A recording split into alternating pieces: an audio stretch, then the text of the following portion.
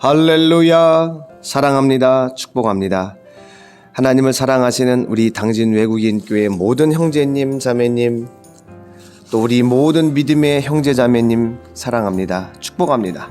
오늘도 창세기 말씀을 통해 하나님의 놀라운 계획을 발견하고 오늘은 특별히 어마무시한 말씀이 선포됩니다. 이 말씀이 여러분의 말씀이 되시고 하나님께 여러분의 삶을 통해 놀라운 역사가 나타나도록 여러분의 삶을 들이시게 되기를 기도드리겠습니다.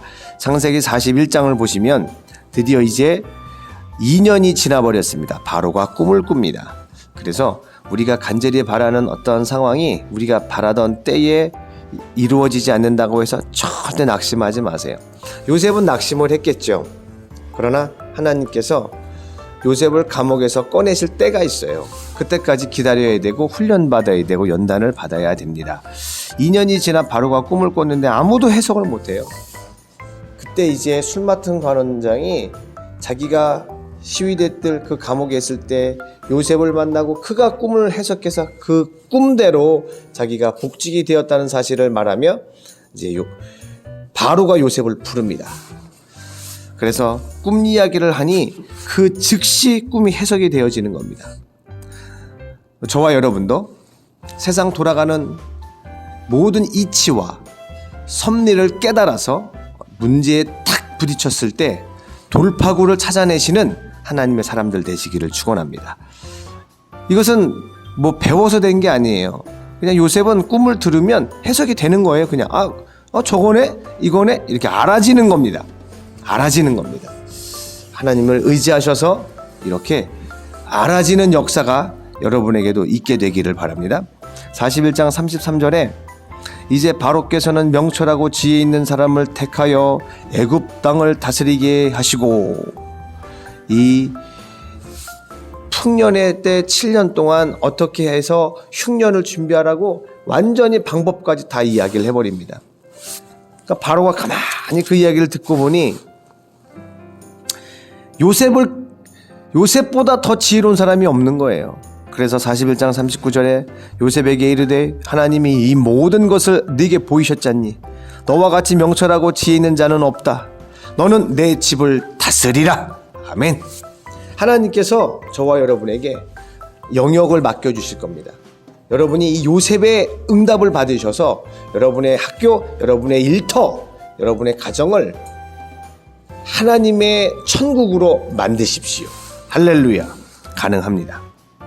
요셉은 노예로 끌려간 곳에서도 그 모든 것을 다 주관하며 다스린 보디발의 가정 총무가 되었고요. 범죄자가 되어서 감옥에 들어갔는데도 하나님의 은혜를 베푸셔서 감옥을 전부 관리하는 사람이 되었습니다. 그 요셉을 하나님이 이제 그 당시 세계 최고의 강대국 애굽 전체를 다스리고 관리하는 총리로 세우시는 겁니다. 그리고 놀랍게도 바로가 그를 총리로 세우면서 45절에 그가 요셉의 이름을 사브낫 바네아라 하고 이름을 지어줬어요. 애굽식으로 사브낫 바네아였는데 이게 놀랍게도 무슨 뜻이냐? Savior, 구세주라는 뜻입니다. 구원자. 또 다른 해석으로는 하나님은 살아계시고 하나님은 말씀하신다 이런 뜻인데 사람에게 그 이름을 붙인 거예요. 그러니까 바로가 딱 들으니 요셉이 이 세상을 구원할 구원자라는 거예요. 하나님께서 여러분을 통해 우리 당진 외국인 교회를 통해 이 시대의 사브낫 바네아로 사용해 주실 줄 믿습니다. 그래가지고 이제 7년 풍년 동안 곡식을 저장하고 모으는데요. 와, 41장 49절 쌓아둔 곡식이 바다 모래같이 힘이 많아 세기를 그쳤으니 그 수가 한이 없음이었더라. 할렐루야. 여러분의 가정에 여러분의 통장에도 하나님이 주신 물질이 쌓아 넘치기를 축원합니다. 그러자면 요셉이 당한 훈련과 또 연단의 때도 우리가 겪어야 됩니다. 우리가 물질을 하나님의 뜻대로 쓰고 관리할 능력이 없으면 하나님이 안 주세요. 마귀는 줍니다. 마귀는 우리가 그 돈 갖고 있으면 타락할 줄 알기 때문에, 그러니까 무조건 부자 되기를 원하지 마시고요. 하나님을 위해 지금 모든 것을 다 내어드릴 수 있을 만큼 항상 하나님과의 그 놀라운 사랑, 하나님과의 연합, 하나님과의 믿음을 점검하셔서 하나님 저에게 어떤 것을 주신다고 해도 저는 하나님을 향한 사랑과 믿음을 절대로 저버리지 않겠습니다. 뭐 그걸 말한다고 되는 게 아니죠. 하나님으로부터 인정을 받아야 되죠. 그래서 요셉이 총리가 되어서 이제 7년 풍년과 7년 흉년을 다스리게 되고 흉년이 시작되자 애굽과 그 주변에 있는 모든 나라들이 애굽에 곡식이 있다는 소리를 듣고 이제 다 곡식을 사러 옵니다. 42장을 보니 이제 드디어 야곱의 자식들 요셉의 형들도 곡식을 사러 오게 됩니다. 그래서 이제 요셉 앞에 딱 오는데 요셉이 알아봤어요. 그 순간 요셉이 어떤 생각을 하느냐?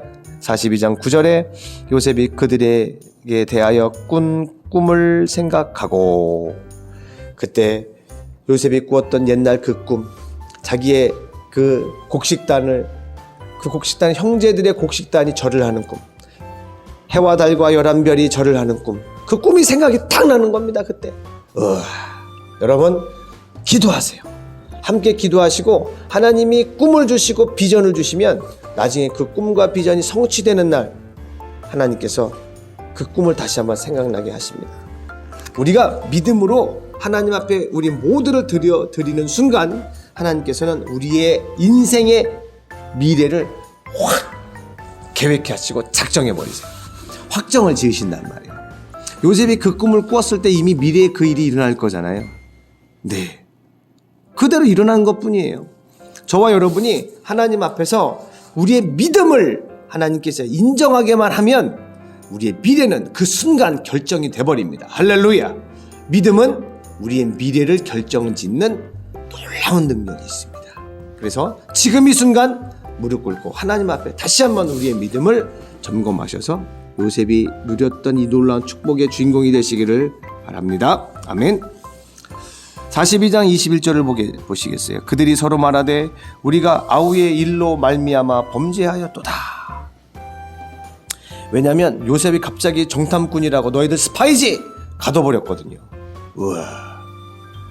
그리고 가둔 다음에 요셉이 야야야 너희 다 있지 말고 한 명만 여기 있고 너희들이 말한 그 막내 아들 데리고 와. 니네 말이 진짜인지 아닌지 내가 보겠다. 그랬더니 이제 형제들이 야 우리가 요셉 우리 아우의 일로 범죄해서 우리가 똑같은 일을 당하는구나. 자기들의 죄를 잘못을 돌아보며 회개하기에 이르렀습니다. 그리고 이제 그들이 이제 돈을 내고 곡식을 샀거든요. 그래서 이제 다시 가나안 땅으로 돌아와 보니 돈이 그대로 있는 겁니다. 그들이 완전히 놀랬죠. 왜? 그 어찌 보면 훔치고 공짜로 가져와 버린 게 됐잖아요. 그러니까 완전히 혼미백산 놀란 겁니다. 42장 28절에 그가 그 형제에게 말하되 내 돈을 도로 넣었도다. 보라 자루 속에 있도다. 이에 그들이 혼이 나서 떨며 서로 돌아보며 말하되 하나님이 어찌하여 이런 일을 우리에게 행하셨는가. 여러분 우리 인생에 이해할 수 없는 일이 벌어집니다. 아니 왜 이런 일이 벌어지지? 아니 도대체 이게 왜 이러는 거야? 여러분 걱정하지 마시고 염려하지 마시고 근심하지 마세요. 어떠한 말도 안 되는 황당한 일이 벌어져도 하나님을 신뢰하시고 하나님만 바라보세요. 다 과정이고 다 지나갑니다. 근데 못 가죠. 이제 이렇게 돼버렸으니. 그리고 야곱은 와서 보니 시므온은 잡혀있고 다시 곡식 사러 가려면 막내 아들 베냐민을 데리고 가야만 살 수 있다고 하니 야곱이 이제 큰일 난 겁니다. 43장 너무 이제 또 기근이 심해지니까 야곱도 도저히 참을 수가 없어서 그래 그 애굽의 총리가 말한 대로 베냐민 데리고 가라. 여러분 요셉과 베냐민 11번째 12번째 아들은 야곱이 사랑했던 라헬이 낳은 아들이에요. 그러니까 요셉도 죽었다고 생각을 하죠. 그러니까 베냐민을 얼마나 아꼈겠어요. 근데 이제 베냐민을 데리고 가야만 곡식을 산다고 하니 43장 14절 야곱이 말합니다. 전능하신 하나님께서 그 사람 앞에서 너희에게 은혜를 베푸사 그 사람으로 너희 다른 형제와 베냐민을 돌려보내게 하시기를 원하노라. 내가 자식을 잃게 되면 이르리로다. 이제 자식이 죽을 각오까지 감당해내고 곡식을 사러 갑니다. 곡식을 가져와야 살아가니까요. 여기서 말하는 곡식은 전부 우리 영적으로는 하나님의 말씀, 생명의 양식, 예수 그리스도의 말씀을 나타내는 겁니다. 우리는 양식, 말씀 없이는 살 수가 없어요. 그러니까 우리의 생명을 다하기까지 이 말씀을 확보해야 되고, 말씀을 사야 되고, 말씀을 먹어야 합니다. 할렐루야. 그 양식을 나눠주는 자가 누구예요? 요셉이었죠. 요셉은 예수 그리스도의 예표입니다. 팔려갔죠. 힘들었죠. 그가 생명 양식을 나눠주죠. 네, 예수님의 삶의 예표가 바로 요셉의 삶이었습니다. 저와 여러분의 삶을 통해서도 예수 그리스도의 삶이 그대로 나타나게 되시기를 바랍니다. 그래서 이렇게 드디어 또 곡식을 사러 갔습니다. 만나서 이제 요셉이 자기 친동생 베냐민을 만난 겁니다. 43장 30절에 요셉이 아우를 사랑하는 마음이 복받쳐 급히 울 곳을 찾아 안방으로 들어가서 울고 얼마나 그 13년 세월을 이제 가족이 그리웠고 동생이 보고 싶었겠어요. 아유 참. 그래서 우리는 하나님의 사랑으로 하나 된 가족이 꼭 필요합니다. 이 우리가 세상을 믿음으로 이길 수 있는 힘이거든요. 교회와 가족, 교회와 가정은 천국입니다. 천국. 여러분의 가정을 천국으로 만드십시오. 우리 교회가 천국이 될 것입니다. 할렐루야. 세상에서 아무리 치이고 아무리 어려워도 집에만 돌아오면, 우리 교회에만 오면 하나님이 주시는 폭풍 은혜와 폭풍 감사가, 안정감이 넘치게 될 겁니다. 44장 이제 요셉이 또 한 번 그들을 시험합니다. 이제 그들이 막 이제 곡식 가지고 이제 가는데 이제 신하를 불러서 쫓아가라. 이미 베냐민 쌀자루에도 곡식 자루에다가 은잔을 숨겨놨거든요. 그래서 그거 훔쳐갔다고 누명을 씌워가지고 데리고 오는 겁니다.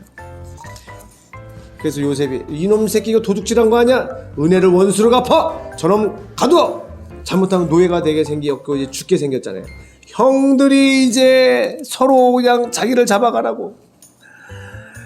베냐민만은 절대로 안 된다고. 베냐민 만약에 못 가면 우리 아버지가 돌아가실 거라고. 그랬더니 요셉이 막 묻는 거죠. 왜 그러냐고 막 물어요. 형들이 뭐라고 말하느냐.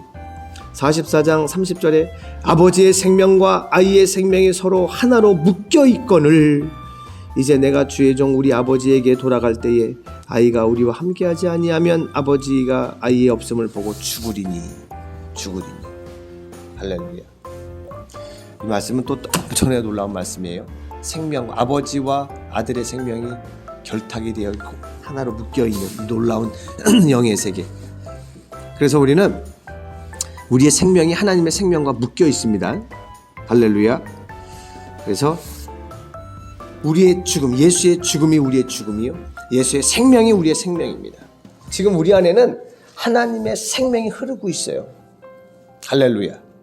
그것을 날마다 감사하고 날마다 경험하시고 그 생명을 뿜어내시면서 살아가시기를 바랍니다. 그래서 이렇게 절대 안 됩니다. 아버지와 이 아이의 생명이 묶여 있습니다. 이 아이를 데리고 가야 됩니다. 그래서 간절히 호소하는 그 형들의 호소를 마지막으로 44장이 끝납니다. 영화보다 드라마보다 더 재밌지 않습니까? 오늘 이 창세기 말씀 41장부터 44장 말씀을 들으시면서 이제 여러분의 인생에도 하나님께서 펼치시는 이 파랑만장한 수많은 사건들 그 가운데 하나님의 역사가 성취되고 이루어질 겁니다. 할렐루야. 오늘도 말씀으로 승리하시고 기도로 승리하시는 여러분 되시기를 바랍니다. 할렐루야. 사랑합니다. 축복합니다. 아멘.